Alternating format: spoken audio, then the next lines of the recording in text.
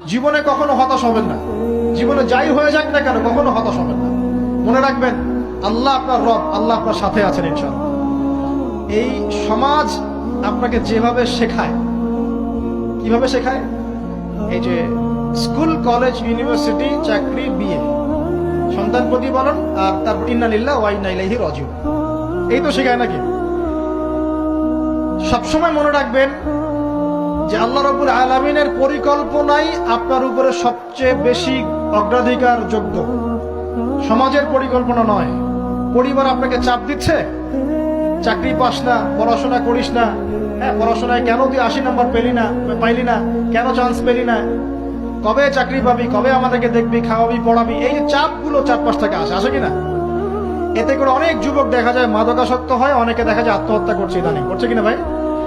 এই শব্দটা থেকে আমি এই পয়েন্টটা আজকে লিখেছিলাম যে